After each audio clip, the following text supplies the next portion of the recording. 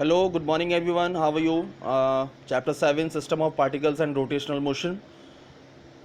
Last topic था हमारा centre of mass of rigid body और टू बॉडीज़ का बताया था. अब यहाँ पर बोलते हैं कि अगर यहाँ पर n पार्टिकल्स या n बॉडीज़ हों for a system of n particles of a mass m1 m2 and up to mn and the respective position vector, अगर आपको याद हो तो r1 r2 up to rn, then the position of centre of mass of n particles वो क्या होगा, r centre of mass is equals to m1 r1 plus m2 r2 up to mn rn vector upon m1 plus m2 plus mn. इसका हम क्या कर देंगे, ऊपर वाले का समीशन कर देंगे 1 से लेके n तक, तो summation i 1 to n mi into R I upon summation same thing, mass कहाँ तक है 1 से लेके n तक, summation of mass from 1 to n into mi.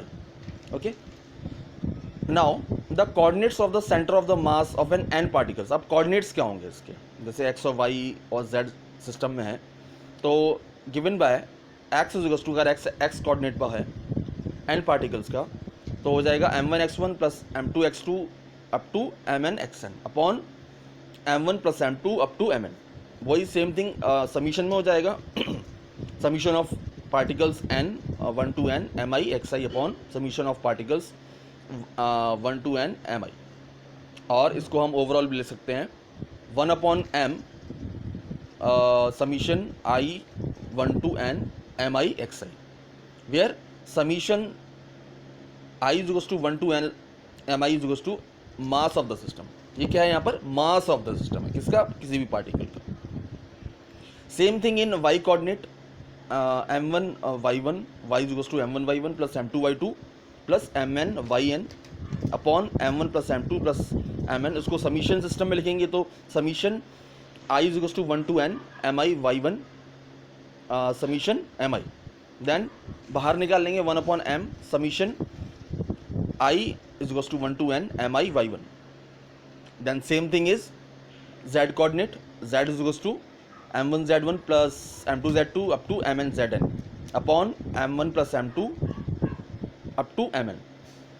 अब समीशन में लिखेंगे summation i 1 is equals to n mi zi upon summation 1 to n mi, then 1 upon m को बाहर निकाल लेंगे, then summation of i is equals to 1 to n mi zi. Then motion of the centre of mass, centre of mass का motion.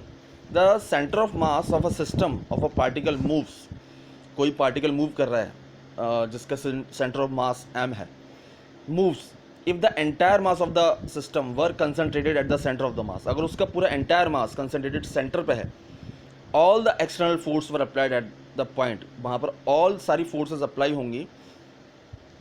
The velocity of the centre of mass of a system, वहाँ पर velocity of the centre of mass of the system क्या होगा, of the two particles, यहाँ पर two particles जिनका मास m1 and m2 है with velocity v1 और v2 है, then v centre of mass होगा हमारा m1 v1 plus m2 v2 upon m1 plus m2.